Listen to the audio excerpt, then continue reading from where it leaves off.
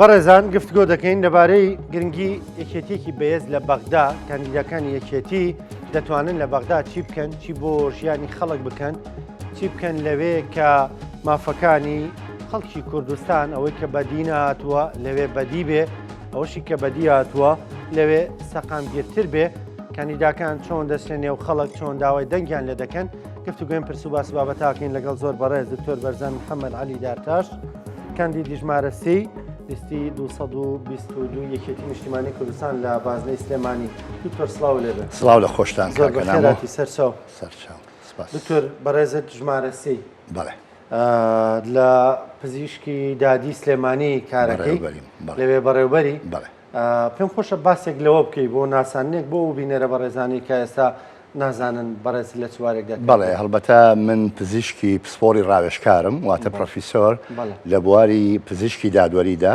ماوەی 27 ساڵە پزیشکم و 24 ساڵە لە بواری پزیشکی دادوەریدا کارەکەم و بەڕێوبەری پەیمانگای پزیشکی دادوەریم لە سلێمانی. سەرڕای کە ئەرکەکانیشم وەکو پزیشکێک وەکو مامۆسایەکی وانەبێژیشم لە کۆلیژی پزیشکی و کۆلێژەکانی یاسا و کۆلیژی پۆلیس و ئەکادیمیای پێگەیاندنی هێزەکانی ئاسایش و کۆلیژی پەرستاریش لە زانکۆی پۆلیتەکنیک. بەڵێ زۆر باش. ئەرکەکەیەوە زۆر حەساسە دکتۆر. بەڵێ خزمەتێکی زۆریشتان کردووە لەوێ، دەستان خۆش بێ، لەشتان ساغ بێ. بۆ دەتەوێت بچتە بەغدا؟ هەڵبەتە لە سۆنگەی کارەکەمەوە سروشتی کارەکەی من بەڵێ پزیشکم، بەڵام ڕۆژانە ئەو بەرکەوتنانەی کە هەمانە بە بەردەوامی ئێمە زۆرینەی کارەکانمان بۆ دادگایە. هەڵبەتە کەوتە دادگا واتە لایەنەکانی جێبەجێکاری دادگاش و لەگەڵی وەکو پۆلیس و وەکو ئاسایش وەکو لایەنەکانی تر و لە هەمان کاتیشە لە بواری پرۆسەسی خوێندندا کە ماوەی 22 ساڵە بەشدارین بە هەمان شێوە چمکی خوێندنی باڵاکە لەگەڵ ڕاگررتنی مافەکانی مرۆڤ و کارکردنم بەهۆی هەندێ قوربانیانی ئەنفال و قوربانیانی باڵین شەهیدەکانمان لەگەڵ وەزارەتی کاروباری شەهیدانە. هەڵبەتە ئەمانە وای کردووە کە سەرڕای ئەوەی کە وەکو بڕوانامە پزیشکێکە وەکو بڕوانامەی دکتۆراکەی کە هەمە لە بواری پزیشکیە بمە خاوەنی بڕوانامەی خوێندنیگەی ژیانیش کە ئێمە ڕۆژانە بەرکەوتنمان هەیە لەگەڵ ئەو لایەنانەدا. بۆیە لەو سۆنگەیەوە ئەتوانین هەموو ئەو کەم و کوڕیانەی لەو سەرجەم بوارانەدا هەیە، بە تایبەتی بوارە تەندروستەکە کە خۆم پزیشکێکم ئەکرێت ئێمە هەوڵ و کۆششی تەواتی تیابین، هەروەک پرۆسسێکی دیموکراتی تیا بەشدار بین، بتوانین ئەوانی کە پێویستە بۆ گەلەکەمان بەدەستکەین. باشە دکتۆر، بازموونی خۆت ئەو بوارە تەندروستی کە بەڕێزت کاری تیاکەی واتێ لە بەغدا، ینی ئەوەی کە لەوێ بتانی بیکەیت و بۆ هەرێمی کوردستان لەوێ جێبەجێکی چییە؟ چی کەم و کوڕێکمان ئێمە دەتوانی لەوێ کاری تیا بکەیت؟ بەڵێ هەڵبەتە کەم و کوڕەکان هەن و کەمی ژنین. ئێمە سەرەتا ئەبێ وەکو هەندێ پرۆژە هەیە کە تا ئێستا نەکراون بە یاسا وەکو بیمەی تەندروستی کە زۆر گرنگە بەڕاستی. ئەمە پێویستە هەموو هاوڵاتێک مافی ئەوە هەیە کە خزمەت گوزاری تەندروستی پێ بگات کە ئەمەش خۆی ئەکرێت بە یاسا ڕێک بخرێ و هەروە بێتەوە پرۆسێسی باڵێن دامەزراندنی خۆبەخشەکان کە ئەوی ژەر یەکێکە لە پرۆژەکان و لە هەمان کاتیشە بێگومان ئێمە لە بیرمان نەچێ ئێمە ڕووفاتی سەدان هەزار قوربانی ئەنفالمان هەیە لەو وڵاتە لەو جنوبی وڵات کە ئێمە پێشووتر وەک پزیشکێکی کارا لەگەڵ تیمە نێودوڵاتەکانە بەشدار بووم کە بۆیە کنە و پشکنین لە بەتایبەتی لە ئەنفالی یەکدا و هەمان کاتیشە لە ڕوانگەی زانستیەوە ئێمە ئایا چەندێکمان کات پێویستە ئەو پرۆسێسە زۆر خێراتر بکرێ وی ئەگەر بە ئایا بە دەستکاریی تعدیلی قانونی حمایەت المقابر جەماعیە کە لە عێراقا ئەبێت چکە بەم شێوازە زۆر سستە ئەوەی ئێمە کە سوکاری قوربانیەکان گلێ و گازەندەیان هەیە کە چکە ئەگال لە چمکە وردەکاری یاسایی و ڕێکارە پزیشیەکانی نییە. ئەمە سەرباری ئەوە ئێمە زۆرێک لە یاسای پزیشکی دادوەری دەرکراوە، بەڵام هەندێک کەم و کوڕیتیایە بەڕاستی پێویستیان بە ڕاستاندنەوە هەیە و هەندێک یاساش هەیە کە لە سەرجەم عێراقا جێبەجێیەکرێ بەڵام بەداخەوە کە ئەمە وای کردووە بواری پزیشکی دادوەری کەس لای لێ نەکاتەوە ماعلم بواری پزیشکی دادوەری زۆر گرنگە من لێرە ئەمە ئەوە بڵێ من ساڵی 2007 مامی گەورەی کۆچکردومان بانی کردم وتی دکتۆر گیان من خۆم حقوقیم چیت پێ ئەکرێ بۆ پزیشکی دادوەری بیکە چکە ئەزانم پزیشکی دادوەری زۆر گرنگە بۆ وڵاتەکەمان بۆ هەرێمەکەمان بۆیە چی ئەڵی بۆ دەکەم بەس ئەوە بوو لە ڕاستیان من شەوم خستە سەر ڕۆژ بە بەردەوامی توانیمان ئاواتەکانی ئەوەی کە ئەو بۆی دەستنیشان کردین چکە ئەو بۆی ڕوون کردمەوە وتم مامە زۆرم پێخۆشەوە سنگاندن و ڕێز بۆ پوتی کوڕم من خۆم حقوقیم هەرچ کاتێک پزیشکی دادوەری بەهێزکەین راپۆرتەکانە بەهێز بێ و ئەکەی دادگاکانمان بەهێز بێ کە دادگا بەهێز و سەروەری یاسا سەروەرە بێ کە یاسا سەروەر بوو خەڵک بە دڵنیاییەوە ئەژی و بۆ دۆست و دوژمنیشی ئەسلمێنین کە ئێمەش وەکو کورد ئەتوانین دەوڵەتمەداری بکەین لە ڕاستیە ئێستا ئەو وتەیە وا نزیک 20 ساڵی بەسەراتیە پەڕیوە ئەزانم چ گرنگجیەک و تایبەتی خۆی هەبوو چ کاریگەرێکی هەبوو بۆیە من شێلگیرانە بەڕاستیە هەموو ئەو ژیانی خۆم تایبەت کرد تەنها بە پێشکەوتنە زانستیەکەی بوارەکەیان نا بەڵکو لە پێگەیاندنی سەرجەم ئەو لایەنانەی کە پۆلیسە ئاساییشە پزیشکە یاسایە کە بتوانم هەم مامۆستاشیان بم لە هەمان کاتیشە بتوانین بواری پزیشکی دادوەری پێشخین خۆشببختانە ئێستا پزیشکی دادوەری لە سلێمانیا سنجێکی وا هەیە کە نەک لە تەنها لە هەرێمی کوردستانە بەڵکو لە عێراقدا من هەموو پزیشکە هاوڕەکانم گەواهیدەری ئەوەن کە بۆ زۆر حاڵەت لە بەسراوە پرسیارمان پێکرێت لە بەغاوە لە مۆسڵەوە لە دیالەوە پرسیارمان پێکرێت پرسیاری علمی و ئێمەش خۆشببختانە پزیشکی دادوەری سلێمانی بەڵێ خۆم ئەوەندە پێشکەوتووە بەڵێ لەسەر ئاسی ناوچەیش من ئەندامی دەستەی زانستی پزیشکانی دادوەری ڕۆژهەڵاتی ناوەڕاست و باکووریە فەریقام کە ئەمەش لە کۆنفرانسێکی زانستیە پاش پێشکەشکردنی چەند بابەتێکی زانستی ئەو لە بە هەڵبژاردن وەک ئەندامی دەستەی زانستی ئەو ڕێکخراوە هەڵبژێرە. زۆر باش دکتۆر لێت ناشارمەیانی زۆر خۆشحاڵم کە کەسێک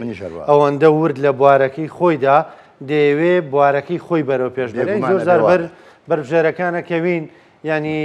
لە بواری خۆشیان دەردەچن لە زۆر بواری دیکە دەڵێنەوە دەکەینەوە دەکەین ڕەنگەی قساس و بواریەوان نەبێ بەڵام خەمی تۆەوەیە کە دەچیتە بەغدا ئەم بوارەی کە لێرە کاری تیاکەی چەندین ساڵە دەزانی لەکوێ هەڵە و کەم و کوڕی هەیە کە دەتوانێت لێ باشتر بکرێ ینی دەست بۆ ئەم بوارە دەبی دەڵێ لەوێ کاری لەسەرەکەین بە تایبەت ئەو مەسلەی هێنانەوەی ڕوفاتی پیرۆزیان فالکراوان ئەو مۆزواکی زۆر گرنگە کە ینی ڕەنگە لە زۆرێک لە مۆزوعەکانی تر گرنگتر بێ بەڵام بەلای بەربژێرەکانەوە ڕەنگە هەر پێی پێنەبەن هەر تایسانی باز نەکراوە من لە هێز و لایەنەکانی دیکەش ئەوم نەبیستوە بۆیە ینی دەستخۆشی لێکم هیوادارم کە لە بەغدا بتبینینەوە. دکتۆر ئێوە وەکو بەربژێرانی یەکێتی نیشتمانی کوردستان کە دەچنە بەغدا یەکێتیەکی بەهێز لەوێ دەتوانێت چی بۆ خەڵک بکە؟ لە ڕاستیە یەکێتیەکی بەهێز ڕابردوو سەلمانوێتی کە ئەتوانێت خۆشگوزەرانی دابین کە بۆ کۆمەڵانی خەڵکی کوردستان و خۆشببختانە ئێمە هەڵبەتە ئێستا وەکو واقعی مەوضوعی یەکێتی نیشتمانی کوردستان کە لە ئاستێکدایە بە سەرۆکایەتی سەرۆک بافڵ کە یەک ئاراستەیە یەک دەنگە یەک ڕەنگە یەک تێڕوانینە ئەمە گرنگیەکی زۆری هەیە لەبەرەوە ئێمە تۆ بمانەوێ نەمانەوێ چەند جارێکیش ئاماژەم بۆ کردو ئێمە وەکو کورد ژمارە دوو پێگاتە بێ ژمارە و لە دوو چمک پێگەیدە ژمارە و با بڵێن چەندایەتی و چۆنایەتی چەندایەتیەکە ئەوەیە ئایا وەکو کورد چەندێک کورسی بەدەزێنێ ئەمە وەکو ژمارەیە بەڵام لە هەمان کاتدا وەکو چۆنایەتی توانای ئەو کاندیدا یا ئەو ئەندام پەرلەمانە بۆ ئەوەی بتوانێت سێ ئەرکە گرنگەکەی خۆی وەکو ئەندام پەرلەمانێک جێبەجێ بکە کە خۆیان ئەرچی ئەندام پەرلەمان خۆی لەوە ئەبینێتەوە کە یەکەمین خاڵ و یەکەمین هەنگاو ئەوەیە توانای ئەوەی هەبێ گوێبیستی خەڵک بێ گوێ لە خەڵک بگرێ خاڵی دووەمەوەیە کە بتوانێت گوزارشت لە ویست و داواکارەکانی کۆمەڵانی خەڵک بکە خاڵی سێم ئەوەیە کە چۆنەڵی جەربەزە و چاونەترس و بەدەنگێکی زوڵاڵ بێ هیچ تەڕەدودێ بتوانێت ئامانجەکەی خۆی بپێچێ و ئێمەش لە ڕاستیە لە هەلومەرجی ئێستاە بە تایبەتی ئەم لیستە ئەگەر تێڕوانینێکی ورد بکەین یەکێتی نیشتیمانی کوردستان ئامادەکاریی زۆر وردی کردووە لە بوارەکەدا کە سەرجەم بوارە جیاجاکانی تایە چونکە بتێونەتەوێ ئێمە شەڕک دیموکراتیەکەمان یاخو هەوڵدانە دیموکراتیەکەمان چۆنی ناو لێنرێ لەژێر لە کۆتایە لەژێر قوبەی پەرلەمانایە پێویستمان بە هەموو چین و توێژە جیاوازەکان هەیە ئیتر لە پزیشک بێت لە یاساناز بێت لە شارەزای بواری ئابووری بێت کە پێویستمان بۆیە لێرەدا گرنگە یەک ئاراستەیەکەی و لە پەیامی یەکێتی نیشتیمانی کوردستاندا کە ئەم جارە ئێمەش هەڵگیری ئەو پەیامە ئەبین ئەوەیە کە گەڕانەوەی مافەکانی خەڵکی کوردستان لەسەر بنەمای دەستور زۆر وازەحە فەرموو چەند حەق بە خۆدەی منیشەوە نەمەوێ بەڵام هەروەکو مامی گەورەمانەوە وت ئەی فەرموو بە زمانی چەپکە گوڵەکە واتە بەدەر لە زمانی توندوتیژی زمانی گفتوگۆ ئەکرێت ئاخاوتن ئەکرێت تا چەندێک دەتوانیت قەناعەت بە بەرامبەرەکەت بکەی بۆ ئەوەی ئەو ڕەوایەتیە بە خۆتاوەکو ڕەوایەتی با بە من بێگومان لەو سۆنگەیەوە کە سیاسەتی یەکێتی سیاسەتێکی میان ڕەوانەیە یعنی توندوتیژی بەکار چکە سەلمێرا توندوتیژی سوودی نییە تقریبا هەموو تاچێکی عێراقیش ئەوە درک بەوە ئەکا کە توندوتیژی هیچ ئەنجام و بەرەنجامێک و بەرهەمهێن نەبوو سەرڕای ئەمانەش بێگومان فۆکەسی ئەم جارەی بەرنامەی یەکێتی نیشتیمانی کوردستان دابینکردنی خۆشگوزەرانیە بۆ کۆمەڵانی خەڵک بە کۆتاییهێنان بە چێشمەچێشی موچە و شایستە داراییەکان و هەوڵی تەواوەتی ئەدا بۆ دابینکردنی ژیانێکی شایستە بەڕاستی بۆ ژنان و گەنجان و بۆ کەم ماڵەکەم دەرامەتەکان و دامەزراندنی خۆبەخشەکان و دام ئەوەی لە توانایە بێت کە بکرێت بێگومان هەوڵی تەواوەتی ئەین بێگومان ئەمانەش تەنها و تەنها لەژێر ئێمە وەکو ئەندامانی پەرلەمان کە دوو چمچی سەرەکی ئەرکەکانمان لە ئەستۆیە ئەرکی یەکەممان ئەوەیە کە ئێمە چاودێری کار بین ئایا چۆن چاودێری یەکەین ئایا لە بواری تەندروستیە چاودێری ئەوە بین دەرمانەکان ئەکسپایر نەبوو بێ بۆمان بێت ئایا ئەو بەشەی کە هەمانە وەکو پشکی هەرێمی کوردستان خۆمان وەکو پشکی هەرێمی کوردستان ئایا تەواوە لەگەڵ ڕێکارە یاساییە بنەما دەستوریەکانە وە کواڵیتیەکانیشان بۆیە ئەمانە گرنگە بەڕاستی بۆ چونکە من زۆر جار بەچی وێنایەکەم ئەڵێ وێنایەکەم تۆ ئینێک دروست دەکەی باخێک دروست دەکەی باخەکە تا چەندێک باخەوانەکە سەرپەرشتیارێکی ورد و دقیق بێ گوڵ و گوڵزارێکی جوان بەرهەمێنێ بۆیە ئەمەش ئەوەیە لێرە ئەمە کواڵیتی ئەندام پەرلەمانەکە دەرەخا وەکو ژمارە ینی پێ دوایە دکتۆر دەمێت لێ ڕاتگرم پێ دوایە بەدەر لەوەی کە لیستێکی بەهێز کاریگەری خۆی هەیە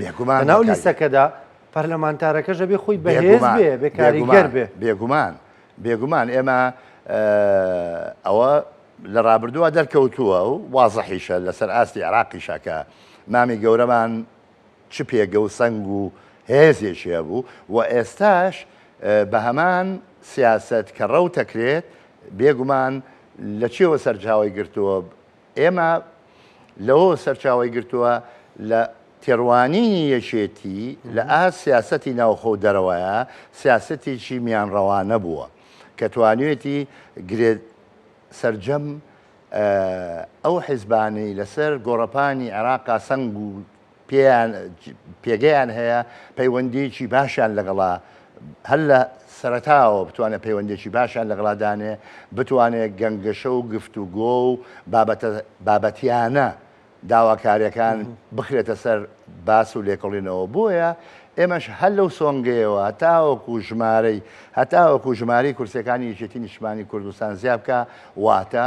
پسپۆریەک گریمان زیای کرد بێگومان پسپۆریەک زیای کرد چکە کە پسپۆرێ زیابکە تۆ کەلەبەرێکی تر بۆ گەلەکەت ئەگریت تۆ لە چم چێشی ترەوە خزمەت گوزاری زیاترە پێشکەش بە کۆمەڵانی خەڵکیەکەی. بەڵێ دکتۆر لە سەرەتا قسەکان تاماژە بۆ کردوتت گوێگرتنی کاندید بەربژێر لە خەڵک یەکێکە لە هەرکە سەرەکیەکانی ڕۆژانەیەوە بەر خەڵکەکەەوە نەماوەی بەتابێت کاتی بانگەشە ڕەنگە زۆرترین بەرکەوتنتانە بێت لەگەڵ چین و توێژە جیاوازەکانە داواکاری چیانەیە خواستی چیانەیە دڵنیام خەڵک نیگەرانە ینی دۆخەکەی بەدڵ نییە چی لێوە خوازێ ئێوە چۆن نەتوان قەنەعات بەوان بێنن. بەڵێ لە ڕاستیە باری ئابووری و دارایی یەکێکە لە کێشە گەورەکان کە مەسەلەی موچە زۆرێک هەر کەسێک کە گفتوگوی لەگەڵاکەی سەبارەت بە مەسەلەی موچەیە کە خەڵکی هەرێمی کوردستان وە چەند مانگێکە موچەی وەرنەگرتووە ئەمەش کاریگەریەکی ڕاستە و خۆی کردوتە سەر بژێوی ژیانی تاک بە تاجی کۆمەلگاکەمان ئەمە یەکێکە لە ویستەکان و لە هەمان کاتیشە هەندێک سەرڕای ئەوەی کە گلەی و گازندەی هەیە لەسەر ئەو بارودۆخە لە هەمان کاتە وەکو دڵسۆزیەک هەندێ پێشنیازەکە کە چوونە ئەوێ گرنگە ئەوانە لەبەر چاو بگیرێت چکە تۆ وەرەو سروشتی کارەکەی خۆمان هەروایە تۆ ئەبێ جۆ بگری گوێ لەلایەنی لێکۆڵیرەوە بگری گوێ لەلایەنی تاوان لێکرا و تاوانبار و ئەوانە بگری بەڵام یعنی تقریباً لەسەر ئەو نەهجە و نەمتەڕا هاتوینێمە بەڵام لەم کاتی پرۆسێسی بانگەشەیەدا لە ڕاستیە زیاتر فۆکەسەکان لەسەر بوارە ئابوووریەکەی و لەسەر بابەتی موچەیە ینی خەڵک زیاتر خەمیەتی کە موچەکەی بێگومان ئیتر خۆ ئەویش ئەگەڕێتەوە بۆی کاڵە کاسەی پڕاشتی ماوە بێگومان چونکە زۆربەی زۆری کۆمەڵانی خەڵکی ئێمە ینی پشت بەستوو بە ئەو مانگانەی وەریەگرنی موچە پشت بەوە بەستن بۆیە یەکێک لە داواکارە سەرەکیەکان لە ڕاستیە چارەسەرکردنی کێشەی یەکجارەکی کێشەی موچێ و شایستە دارایەکانە بێگومان کە ئەوانە چارەسەرکرا ئەو کاتە بژانەوەی بازاریش بە دوای خۆیان ئەهێنێت. باشە دکتۆر ئێوە وەکو کاندیدانی یەکێتی لەم ڕۆ لەم خاڵەدا ینی تا ڕادەیەک دەنگتان هەز ناکەن دەنگتان زوڵاڵتر بێ لەوەی کە بە خەڵک بڵێن ئەوە سەرۆکەکەتان سەرۆکی یەکێتی نیشتیمانی کوردستان ڕۆژانە بە ڕێگەی بەغداوە چەندین جار چۆتە بەغدا بەردەوام لە کۆنتاکتای پەیوەندیەکانی بەکارێنێ خەمی چارەسەرکردنی ئەم کێشەیەتی ینی تا ڕادەیەک ئەڵێستەکانی و دەنگتانی زوڵاڵتر نەکرۆ بەرامبەر بە بێگومان لە سەرەتاوە ئاماژەم پێیا کە باسم کردوتم مەبەستم لەوە بووتم کە ئێستا واقعی ئێستای مۆضعی یەکێتی نیشتیمانی کوردستان وایە کە بە سەرۆکاتی سەرۆک بافڵ یەک ئاراستە یەک دەنگە یەک ڕەنگە یەک ئاسۆیە بۆیە ئەمانە وا ئەکا گەشببینتر بی لە گەشببین بی خەڵکەکەش زۆرێکی قەناعەت بەوە ئەکا کە ئەو ئەنیە کاکە جارانە بۆ نمونە گەریب وایە کاکە ئەوە لەو لای خۆیەوە ئەو لەو لاوە هەرێکە و لە ئاوازێکی خوێن بەڵام ئێستا نەخێر ئاراستەکە یەک ئاراستەیە ئامانجەکەش یەک ئامانجەکە ئەوەیە ئەم جارە یەکێتی نیشتیمانی کوردستان کە ئەوێت ئەو شەڕە دیموکراتیە لەژێر قوبەی پەرلەمانی عێراقا بیکە خۆش دابینکردنی خۆشگوزەرانی و ژیانێکی شایستەیە بۆ هاوڵاتیانی هەرێمی کوردستان یان نێو یەک دەنگی یەکێتی ئێستا کاریگەری لەسەر زۆر کاریگەری هەیە تەنانەت چوونە ناو خەڵکی ئێوەش هەیە بەڵێ بێگومان دەنگی ئێمەشی زۆڵالتر کردووە و ئەشتوانین بە ئاراستەکە بۆ ئاقارایە بەرین کە قەناعەت بکە بە واقعی کە تازە هەیە بێگومان هیوایەکیشی دروست کردووە زۆر وازە هیوای دروست کرد لە ناو کۆمەڵانی خەڵکە چکە ئێمە لە ڕاستیە تێکەڵ بە هەموو چین و توێژەکانی کۆمەلگا بین بێگومان کاریگەریەکی ڕاستە و خۆ بە شێوازێکی ئەرێنی دروست کردووە. باشە دکتۆر لێرەوە چی بە خەڵکەڵی چی بە دەنگدەرەکانەڵی بەوانەی کە هەم بڕیارەندا دەنگ بە تۆ بدەن بەڵێ نووسیان پێدەی هەم ئەوانەی کە بڕیاریان داوە دەنگ نەدەن و سەرەنگە بینەری من و تۆ بن هەم ئەوانەی کە ئەیانوێ دەنگ بن بە لیستی یەکێتی و کاندیدێکیان یەکلا نەکردوێتەوە. ڕاستە وڵا ئەوانەی کە دەنگ ئەم بە من هەڵبەتە ڕابردووی هەمومان دیارە فلاشباچیان کردو بۆ دواوە ئێمە خزمەتکاری میلەتەکەی خۆمان بووین لە خۆشی و لە ناخۆشیە هەڵبەتە بە وابەستە و پەیوەستبوون بە یەکێتی نیشتمانی کوردستانەوە کە سەر و 35 ساڵە ئێمە وەکو پەیوەندی حزبی بە یەکێتی نیشتمانی کوردستانەوە هەمانە توانیومە بەبەردەوام لە خزمەت ئەوانە بین و پێشیان ئەڵێم دڵنیا بن ڕابردوش سەرمانوێتی کە یەکێتی سیاسەتی میان ڕەوانەی چەپکە گوڵەکەی هەیە کە پەنا نابا بۆ توندوتیژی یەکێتی خەسڵەتێکی زۆر جوانی تایە کە جەماوەرەکەی خۆی سەرکێشی بە جەماوەرەکەی خۆیەوە ناکە بێگومان هەوڵەکانیش هەموو لە ئەوڵەکان ئەدرێ بەهۆی ئەو دەستە جەمعی کە هەیە و لە هەمان کاتیشە وەکو باسمان کرد کواڵیتی کاندیدەکانمان کارێکە و پسپۆڕێتی تایبەتمەندێتی خۆیە کە ئەتوانن ئەوان شەڕکەری داهاتوو بن بۆ بەدیێنانی ژیانێکی خۆزگوزەران و ئاسوودەجی بۆ کۆمەڵانی خەڵکی کوردستان. بەڕێز دکتۆر بەرزان محەممەد علی دارتاش کاندیدی ژمارە سێی لیستی 222 یەکێتی لە سلێمانی. سپاس دەکەم سپاس بە بەشداریکردنی سەرکەوتنی بۆ خوازین یادداری نە بەغدا بۆ بینینەوە ئینشاءالله سەرکەوتوو بی.